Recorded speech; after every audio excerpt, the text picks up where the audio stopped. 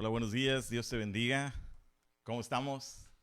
¿Ya están bien despiertos, ya bien listos en esta mañana? Bienvenidos a ese tiempo juntos que podemos tener para buscar acerca del Señor. Muchas gracias por conectarte, muchas gracias por estar ahí en línea. Gracias por mantenerte ahí en contacto. Gloria a Dios.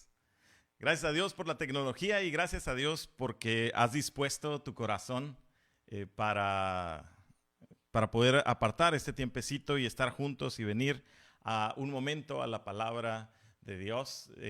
Bendiciones donde quiera que tú estés, bendiciones si estás aquí cerca, lejos, donde tú estés. Mira, el día de hoy estamos cerca en el Señor y gracias por la tecnología. Ayúdame en esta mañana a orar, vamos a orar juntos al Señor antes de entrar a su palabra. Señor amado, te damos gracias, Padre eterno, porque eres bueno, Señor. Gracias porque tú eres quien nos ama, Señor. Gracias porque podemos disponer en esta mañana nuestro corazón para buscarte a ti, para exaltarte a ti, para adorarte, Señor. Con todo lo que somos, con todo lo que hay en nosotros. Muchísimas gracias, Señor amado. Gracias porque en tu bondad nos permites acercarnos a tu palabra y escuchar más de ti, Señor.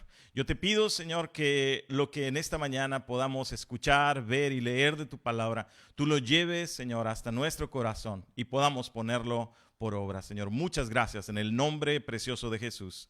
Amén y amén. Aleluya. Dios te bendiga. Seas bienvenido a este pequeño video, a esta transmisión. Pues nada, dijimos, alista tu Biblia, tu cuaderno, algo que tengas por ahí para apuntar algunas cosas, lo que Dios esté hablando a tu vida a través de su palabra. Alista tu taza de café, ¿verdad? Ya estamos listos y con el deseo de escuchar la palabra de Dios. Amén. Bueno, pues bienvenidos todos los que se están conectando, los que ya están conectados. Gloria a Dios por nuestros hermanos. Por ahí, mi esposa creo ahorita va a estar contestando si alguno comenta algo, publica o pregunta alguna cosa, que a veces sucede, ¿verdad? Cuando estamos aquí transmitiendo. Por ahí yo creo que ella va a estar contestando algunos de los comentarios que ustedes hagan. Mientras tanto, nosotros vamos a la palabra de Dios en esta mañana. En esta mañana yo quiero comenzar a ver acerca del libro de Nehemías. En el libro de Nehemías encontramos una enseñanza increíble, aplicable a muchas áreas de nuestras vidas. Quisiera que pudiéramos dar un poco más el enfoque de esta enseñanza y adquirir principios para nuestra familia, principios para la familia de cada uno de nosotros en lo natural. Esto se aplica y es aplicable a muchas áreas de la vida, pero quisiera yo darle ese sesgo o ese enfoque hacia nuestra familia, hacia lo que nosotros tenemos en las manos. Acompáñenme por favor al libro de Nehemías, capítulo 1, versículo 1 al versículo 3. Nehemías, capítulo 1, versículo 1 al versículo 3. ¿Ya estás por ahí?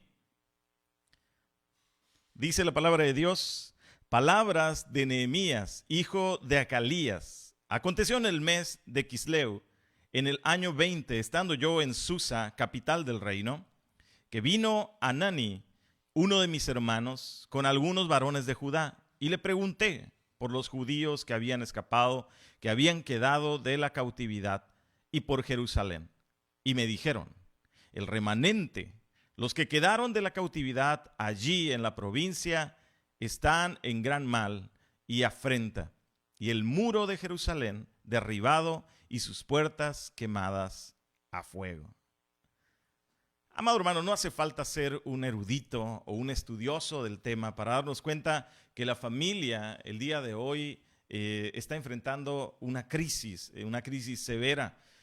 Basta voltear, amado hermano, hacia nuestro alrededor y nos daremos cuenta de que por todos lados podemos ver divorcios, peleas, abusos, personas sumidas en diferentes cosas, en vicios, en intolerancia, en tantas cosas, amado hermano. Podemos voltear y ver todas esas cosas, pero, ¿sabes? la familia tiene su origen en Dios. La familia tiene su principio y su diseño y todo lo que ha sido modelado para ella en Dios mismo. Cuando nosotros volteamos a ver a la familia y decimos que la familia es un diseño de Dios y vemos la condición actual de nuestras familias, y no hablo solamente de la personal, sino hablo alrededor en nuestra sociedad, ¿qué diremos?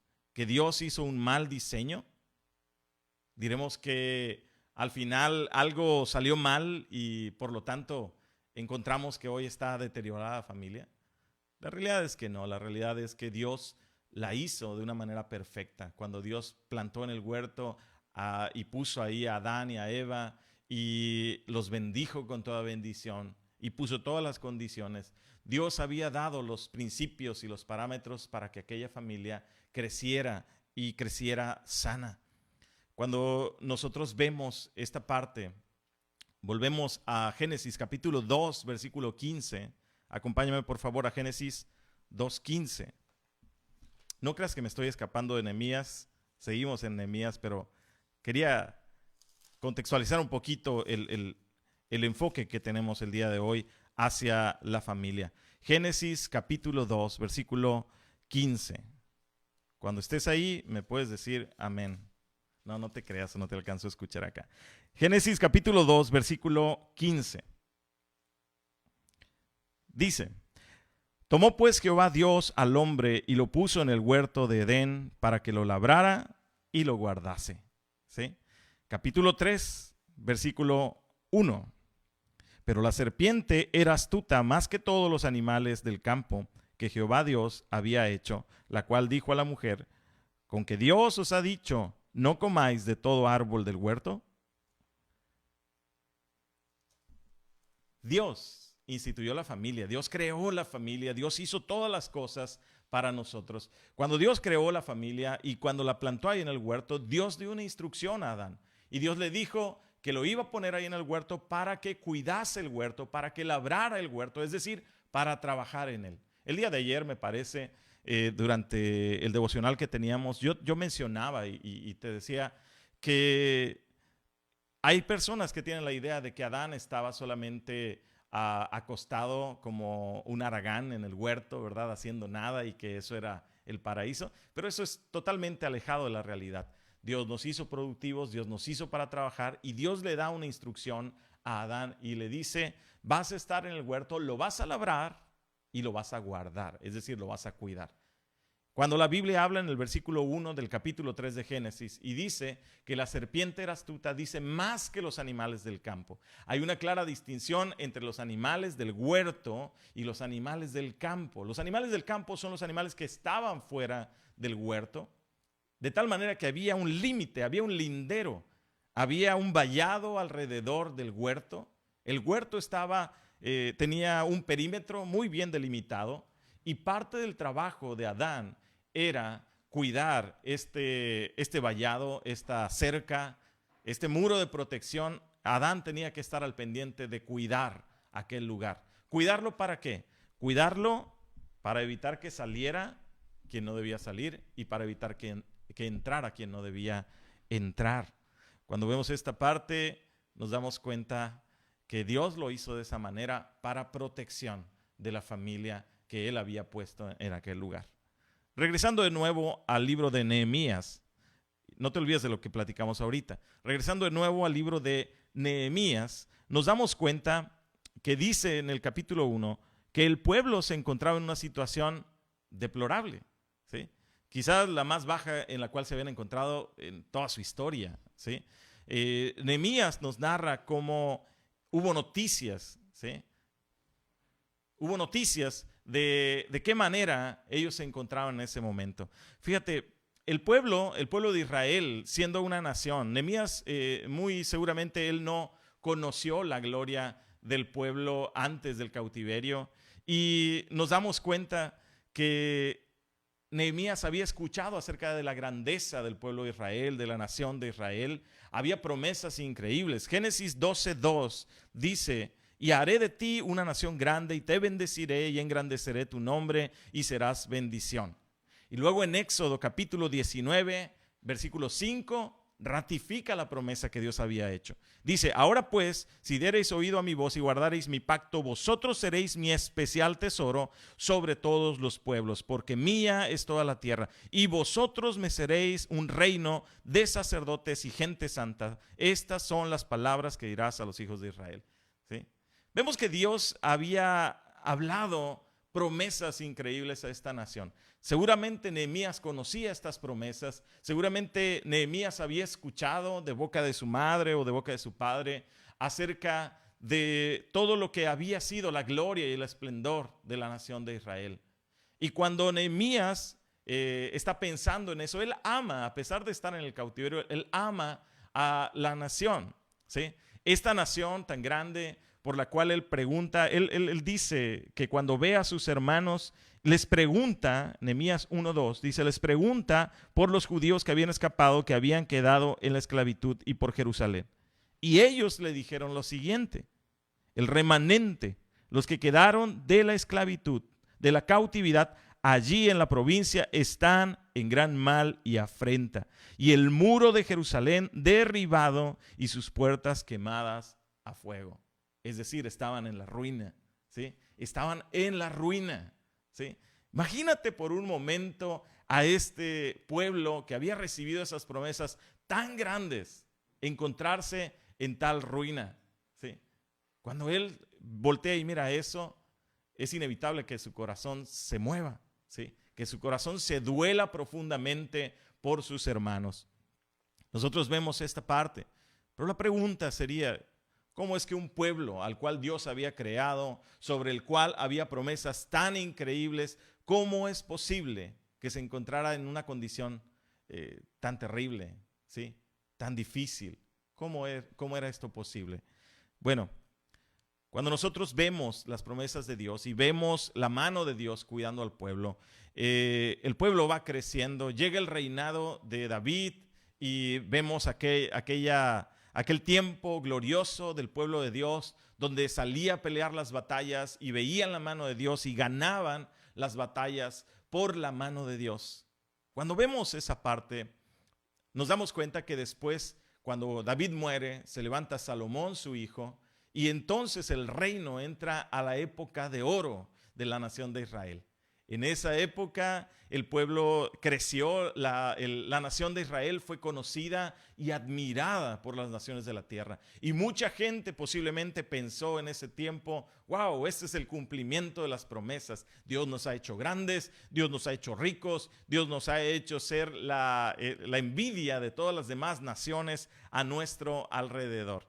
Y posiblemente ellos estaban y pensaban en estas cosas, pero cuando estaban ahí en medio, nos damos cuenta que al morir Salomón, su hijo, uno de sus hijos, sube al trono y no tiene prudencia y no es sensato y no es temeroso de Dios y comienza a desobedecer al Señor. El reino se divide, se parte en dos y este reino dividido comienza a hacer lo que bien le parece.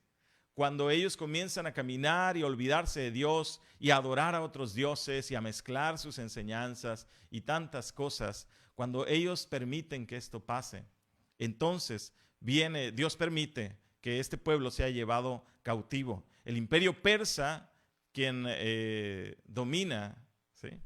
El imperio persa, quien está dominando en aquellos tiempos, llega sobre este imperio, sobre este reino dividido, sobre la nación de Israel y se los lleva cautivos por 70 años, como las profecías lo habían dicho. Por 70 años el pueblo fue llevado cautivo a otra nación, donde se encontraba en el exilio, se encontraba en un sentido arrinconado, abandonado, donde todo se empezó a perder, donde los muros de la ciudad se cayeron, fueron quemados, las puertas quemadas, todo fue destruido. ¿Sí? Estaba en ruinas, era una ciudad en ruinas, era como una ciudad fantasma prácticamente. Cuando vemos esta parte, nos damos cuenta de lo feo, lo duro de la condición. Nehemías es ahí cuando pregunta, es hacia el final de este periodo de cautiverio, cuando Dios despierta el corazón de algunos, porque siempre Dios hace esto. Al final de un tiempo tan difícil y tan peligroso, Dios levanta el corazón de algunos. Y Dios levantó entre esos hombres, levantó a Nehemías. Nehemías era un copero en la mesa del rey. Nehemías era alguien que estaba delante del rey de Persia y él servía en aquella nación, era su trabajo. Pero cuando él ve a alguien de sus paisanos, él habla y le pregunta y le dice, oye, ¿cómo está la tierra? ¿No? ¿Cómo quisiera yo ir y conocer nuestra nación? ¿No? Yo no nací ahí, yo no he estado ahí, pero he escuchado muy bonitas cosas de aquella tierra y de los grandes milagros que Dios ha hecho, y he escuchado acerca de las bondades que Dios tuvo y de lo maravilloso del rey David y de Salomón, y he escuchado tantas cosas. Conozco la ley de Moisés. Oye, amado paisano, platícame, ¿cómo está la gente que está por allá? Nosotros estamos en cautiverio, pero ellos están allá en la gran ciudad, ¿verdad?, de Jerusalén. ¿Cómo están las cosas por allá? Pero la respuesta no fue la que él esperaba, ¿sí? La respuesta era que el remanente, los que quedaron de la cautividad allí en la provincia, están en gran mal y afrenta, y el muro de Jerusalén derribado y sus puertas quemadas a fuego. La ciudad estaba ahí, pero los muros representaban el refugio y la defensa. La muralla que rodea a una ciudad en aquel tiempo representaba su principal defensa, su principal punto de ataque incluso ante una amenaza exterior. A través de ahí ellos podían cuidar la ciudad, pero la ciudad se encontraba con su muralla destruida, derribada, las puertas quemadas. Cualquiera podía entrar y salir, podía entrar un maleante a cualquier hora, había inseguridad, había intranquilidad. No había paz, ¿sí? Todo era un caos. La condición del muro refleja la vida espiritual, hermano, ¿sí? El problema que había desde los tiempos de Esdras eran principalmente los matrimonios mixtos, ¿sí? Eso tú lo puedes leer en el libro de Esdras. Pero cuando nosotros volteamos a ver lo que estaba ocurriendo ahí, en esa ciudad, es que las ideologías de todos lados se metían y entraban y hacían eco en el interior. El que venía a robar y atacar podía entrar con total libertad, podía entrar y destruir cualquier parte que quisiera. Y no había seguridad para nada. Leímos hace rato acerca de Génesis los primeros capítulos, capítulo 2 y capítulo 3. Y leíamos acerca de que, al igual que la ciudad de Jerusalén, también el huerto tenía un vallado alrededor. También el huerto tenía una muralla, un muro o una cerca bien protegida para evitar que entraran cosas.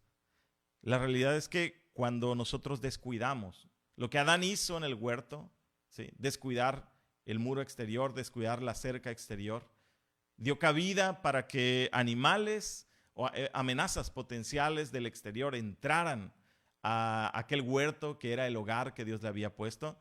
Y al dejar entrar todas estas cosas, entonces su esposa es expuesta ante los comentarios, ¿verdad?, muy malintencionados de esta criatura, de la serpiente, ¿sí?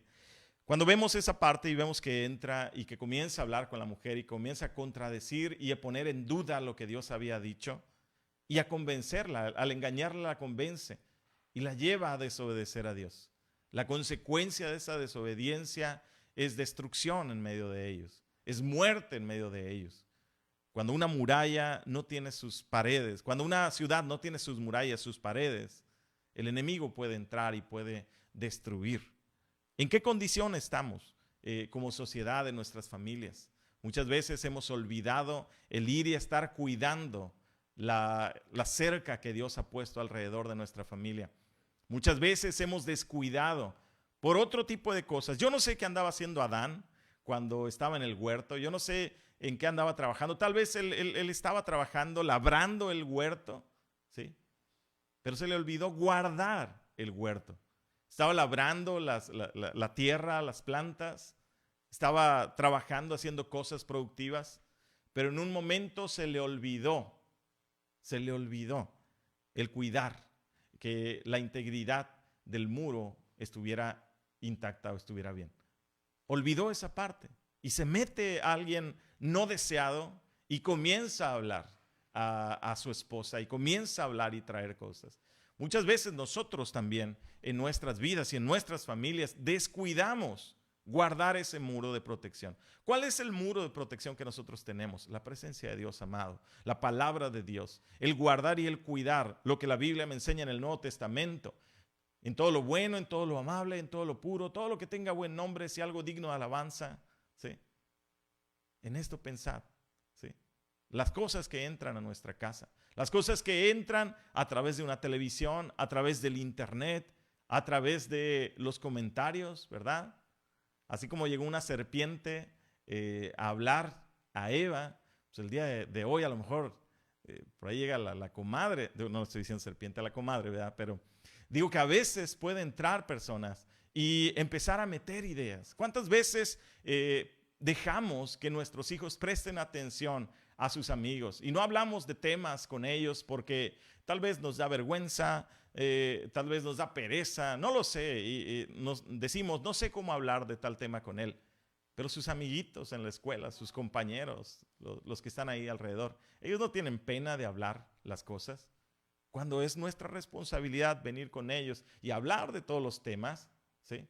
¿Cuántas veces le dejamos al pastor, verdad, que él sea el que le diga a mis hijos que busquen a Dios, que él sea el que los dirija por ahí para que, ya ven, como dice el pastor, ¿verdad? Háganle caso al pastor, ¿verdad? Pero yo creo que hoy más que nunca nos estamos dando cuenta, y más en esta condición en la cual estamos viviendo de cuarentena, ¿verdad? De aislamiento parcial, nos hemos dado cuenta que la responsabilidad está en nosotros como padres de familia, está en nosotros como miembros de un hogar.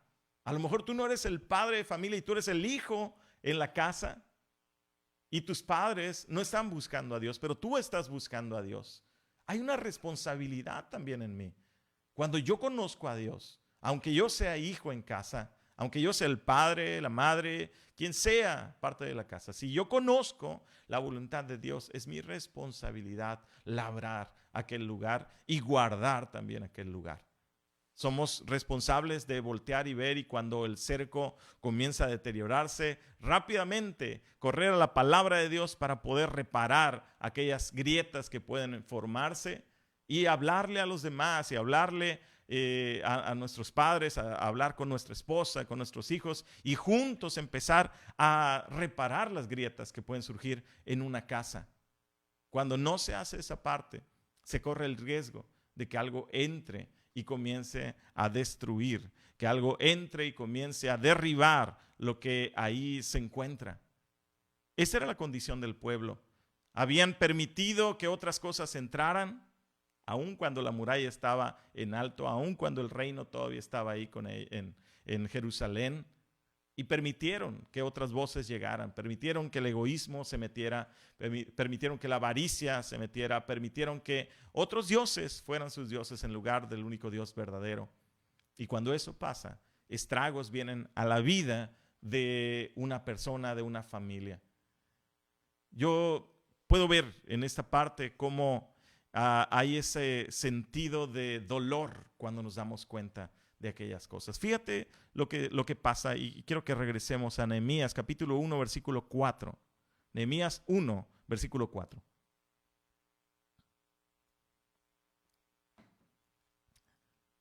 Dice Nehemías 1, versículo 4. Cuando oí estas palabras, me senté y lloré, e hice duelo por algunos días, y ayuné y oré delante del Dios de los cielos. Y dije, te ruego, oh Jehová, Dios de los cielos, fuerte, grande y temible, que guarda el pacto y la misericordia a los que le aman y guardan sus mandamientos. Esté ahora atento tu oído y abiertos tus ojos para oír la oración de tu siervo, que hago ahora delante de ti día y noche por los hijos de Israel, tus siervos, y confieso los pecados de los hijos de Israel que hemos cometido contra ti. Sí, yo y la casa de mi padre hemos pecado.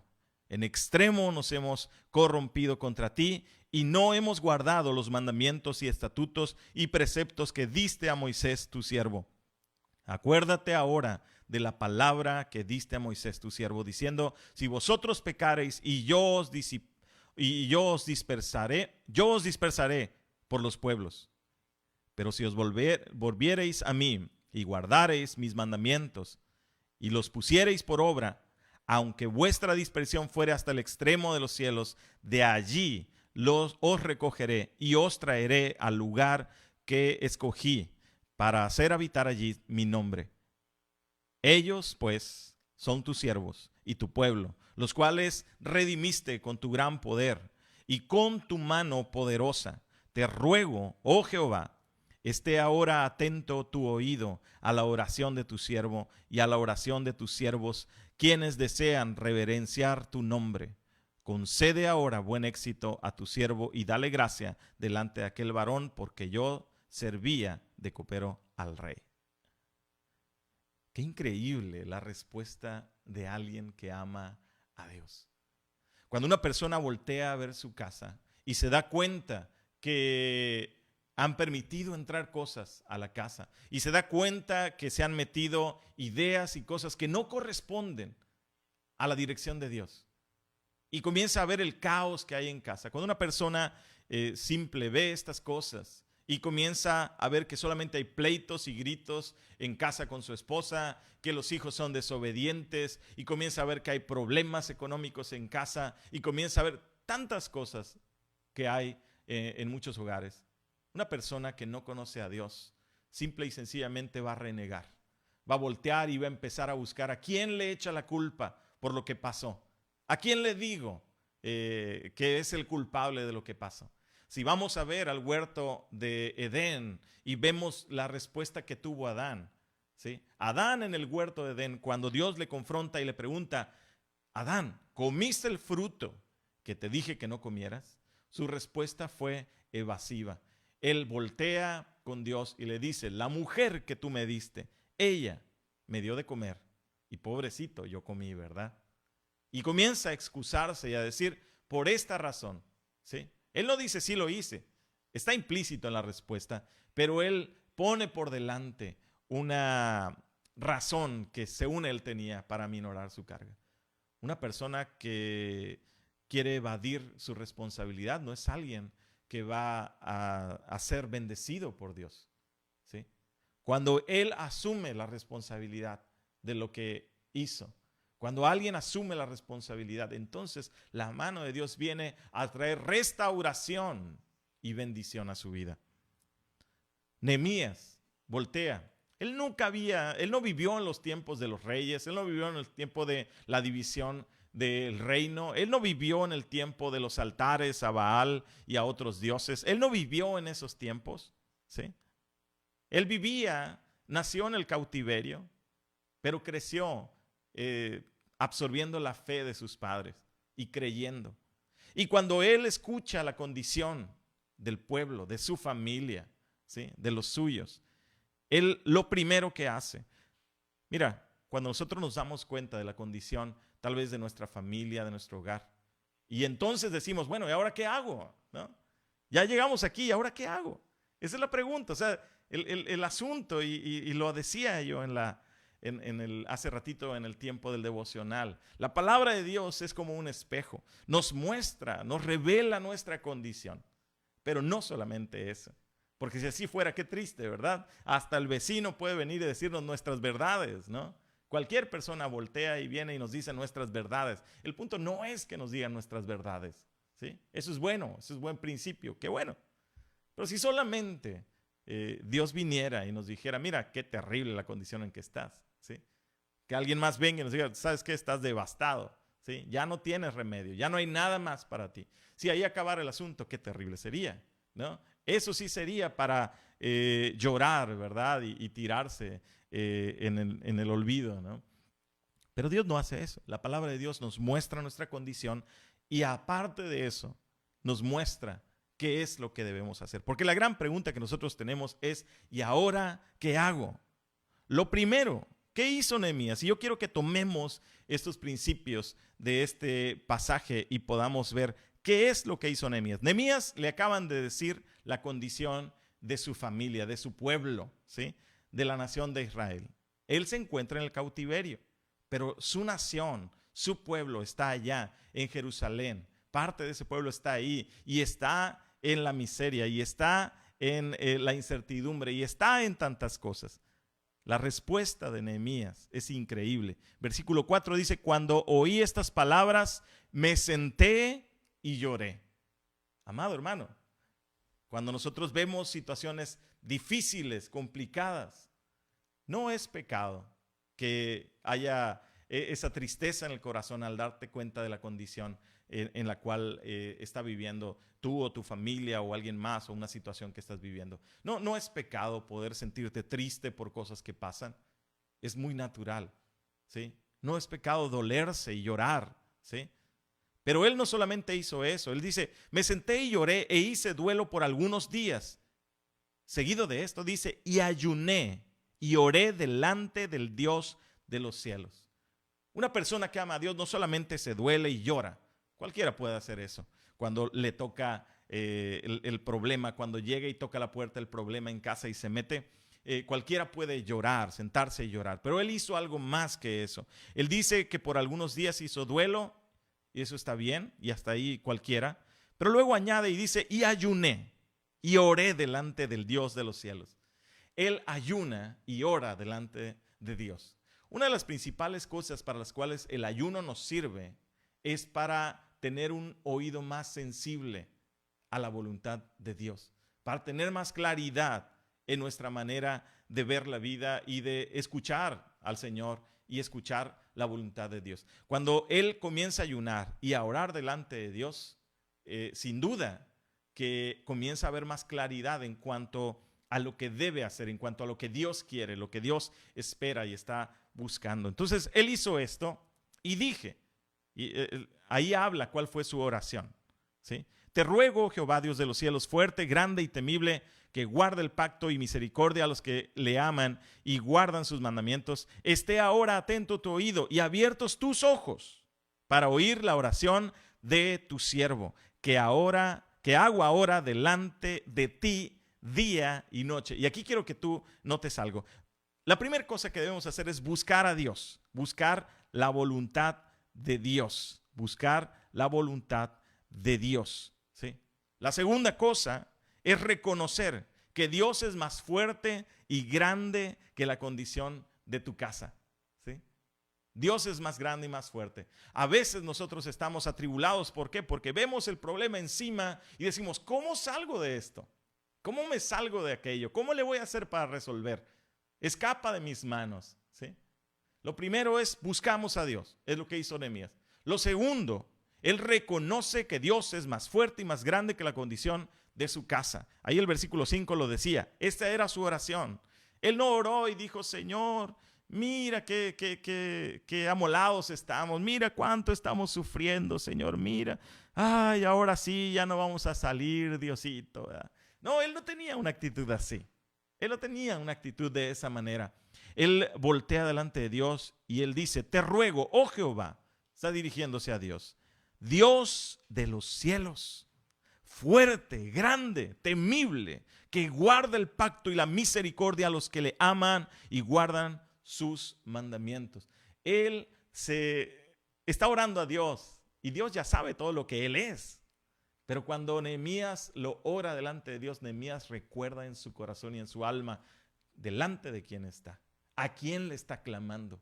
Le está clamando a Dios, pero no le está clamando a Diosito, le está clamando al Dios de los cielos, aquel que con misericordia y amor lo trajo delante de sí, aquel que con ese brazo fuerte libró al pueblo y dio promesas a aquella nación, ¿sí? Dice: estoy delante de ti, esté atento tu oído y abiertos tus ojos para oír la oración de tu siervo que hago. Ahora, lo siguiente es que no es solamente una oración de un momento, porque a veces queremos hacer eso, ¿verdad? Viene el problema, vamos a orar, voy a orar. Señor, yo creo en ti, sácame del problema, amén, ¿no? Y ya me voy, ¿verdad? Y después no pasó nada y yo digo: ¿qué pasó? O sea, yo oré, ¿ya oraste? Sí, ya oré. Es una actitud de oración, amado. Es una actitud constante de estar buscando al Señor, ¿sí? de estar buscando delante de Dios. Ayunar no es ayuné 5 minutos, ¿verdad? O como aquel que dice, yo ayuno todos los días, ¿verdad? De las 11 de la noche a las 6 de la mañana, todos los días ayuno, ¿verdad? Entonces, nomás mientras está dormido ayuna, ¿no? No, es una actitud de un momento, es una actitud constante. Es algo que nosotros nos mantenemos buscando al Señor, con ese corazón que se duele por la situación, pero reconociendo al Señor y esperando en el Señor encontrar y hallar respuesta. ¿Cuántas veces nuestras oraciones no pasan ni del techo? ¿Sí? Porque las hacemos por compromiso, porque realmente nuestro corazón no está ligado con la causa. Entonces, nosotros somos llamados, amado hermano, a buscar la voluntad de Dios. Segundo, dijimos, reconocer que Dios es más fuerte y más grande que la condición de mi casa, de mi familia. Tercero, versículo 6 nos dice algo más, ¿sí? Que es una actitud constante.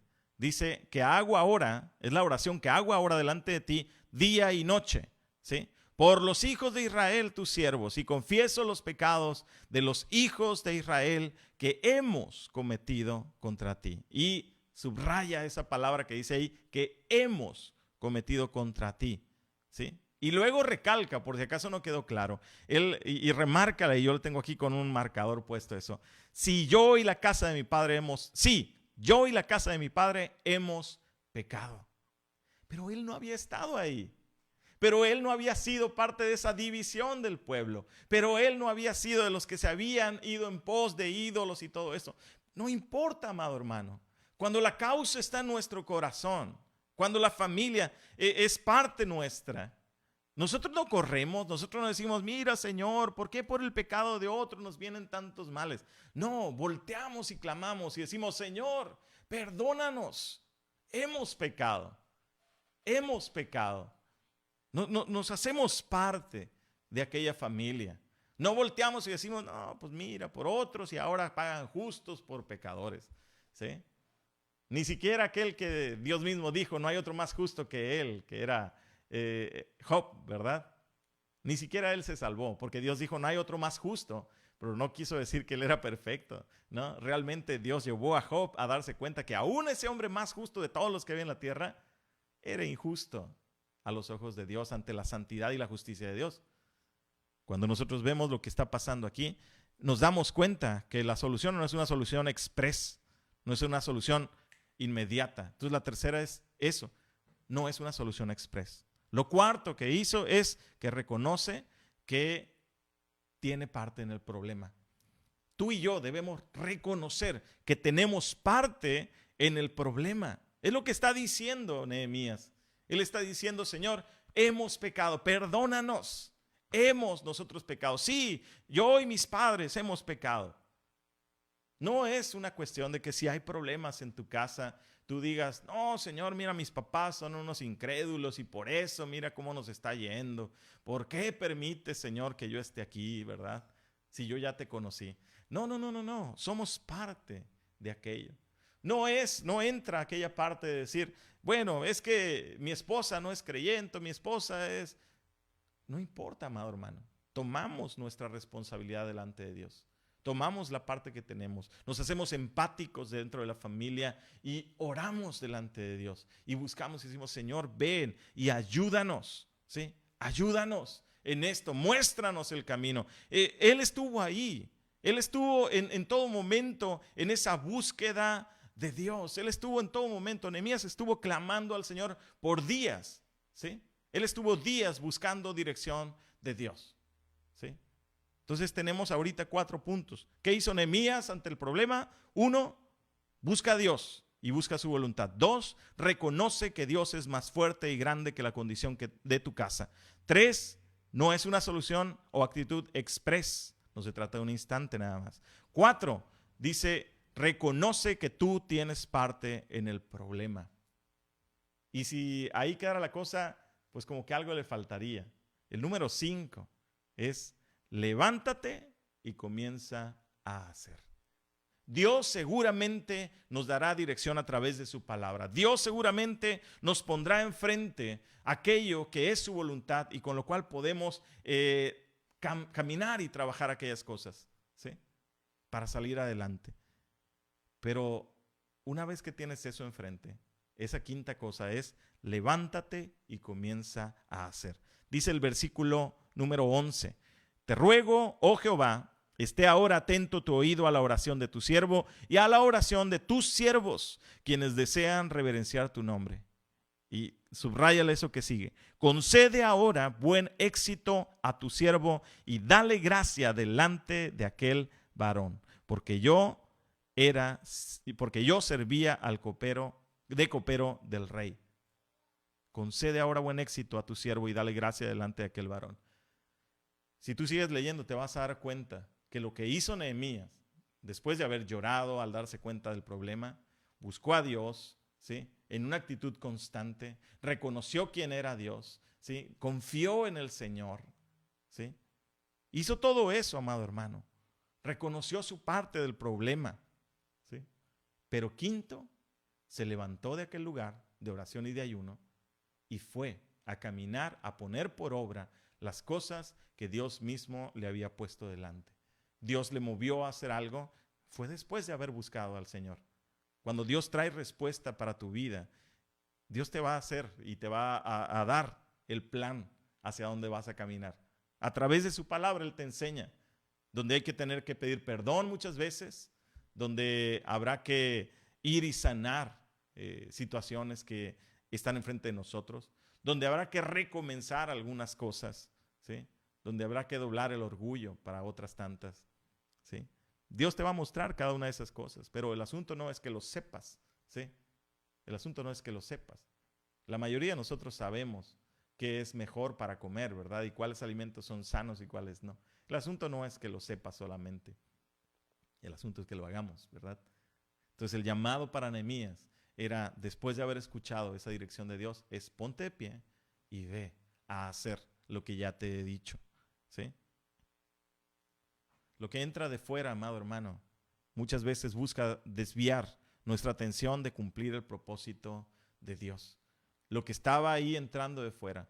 Nehemías pudo haber dicho solamente, bueno, pero yo estoy bien. Yo tengo un buen trabajo como copero del rey. Estoy en otro país como esclavo, pero en realidad no estoy con grilletes en las manos y en los pies. Estoy sirviendo en este país desde que nací, así he conocido, está bonito. Es un gran imperio, estoy muy cerca del rey, me va muy bien, ¿sí?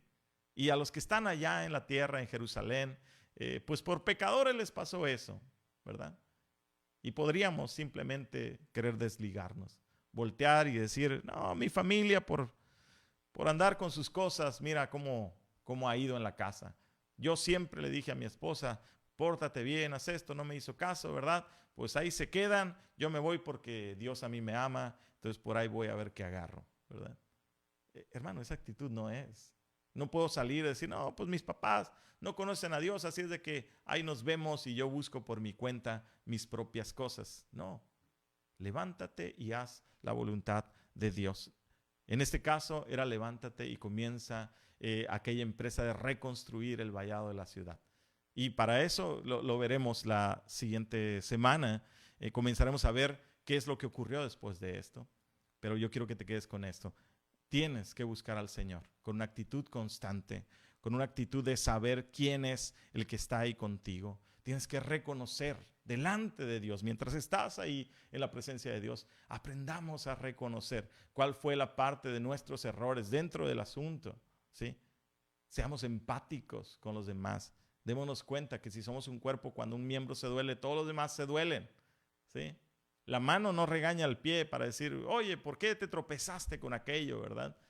No, la mano se duele junto con el pie cuando el pie tropieza, ¿sí? Y muy importante es, levántate y comienza a hacer. Pues eso es lo que al iniciar el libro de Nehemías nos comienza a enseñar acerca de nuestros hogares, acerca de cómo guardar nuestra casa, cómo cuidar nuestra casa. Entonces yo te animo a que vayas viendo en este tiempo, en estas semanas, vayas viendo todos los jueves a esta misma hora en este mismo, no canal de YouTube, ¿verdad? En esta misma página, perfil o donde tú lo estés viendo, porque a lo mejor sí lo ponemos en el canal de YouTube. pero donde tú lo puedas ver, que tú estés constante, pero estemos viendo esta serie y empecemos a tomar apuntes y comencemos a hacer como hizo Nehemías. No solamente apunto y digo, ay, qué bonito, mira esto, me parece muy bien, qué padre, ¿no? Ya lo apunté, lo cierro y lo guardo, ¿no? No, comencemos a poner por obra lo que Dios esté hablando a nuestras vidas, ¿sale? Pues qué bueno, qué gusto que te hayas conectado en esta mañana, qué gusto que estés por aquí todavía, que Dios te bendiga mucho, te mando un abrazo bien fuerte y vamos a estar ahí al pendientes. Cualquier cosa, si tú tienes alguna duda, alguna pregunta, puedes mandarnos un mensaje a través del Messenger. Puedes escribir tus comentarios en la parte de abajo. Tú puedes poner alguna cosa que quieras compartir también por ahí con los demás y con todo respeto, ¿verdad? Entonces, Dios te bendiga. Qué gusto poder haber estado contigo, donde quiera que tú estés. No sé de dónde estás viendo el video. Escríbele ahí abajo, ¿verdad? Escribe en los comentarios desde dónde estás viéndolo, si estás en la ciudad que lo estás viendo o en el lugar donde lo estás viendo. Tal vez estás en tu casa, ¿verdad? Tal vez estás todavía en el trabajo, tal vez estás en el trabajo en tu casa, no lo sé en qué lugar estás, pero que Dios bendiga tu vida a través de su palabra, que su presencia esté contigo en todo momento. ¿Ok? Pues gracias por haberte conectado. Gracias y un saludo a cada uno de mis hermanos. Gracias a nuestros hermanos, también a algunos hermanos de Iglesia Verdad y Restauración en Ciudad de México, por ahí estaban viendo. Les mandamos un saludo bien fuerte, un abrazo, los tenemos en el corazón y estamos orando por ustedes. Estamos orando por la condición de la congregación, que Dios esté guardando siempre, en todo momento, en lo físico, en lo espiritual. Oramos por sus pastores también y por cada uno de los que han creído en el Señor y que están buscándole. Pues de parte de nuestra familia, y a la familia de Mar de Cristal que está viendo la transmisión, Dios te bendiga. Qué bueno que estás aquí. Algunos dobletearon, ¿verdad? Estuvieron hace ratito en el devocional y ahorita están en la enseñanza. Pues gloria a Dios por eso. Acuérdate, los jueves a las 10 de la mañana, hora local, aquí vamos a estar viendo este tema. Dios te bendiga y nos vemos pronto. ¿Sale? Dios te bendiga. Bye.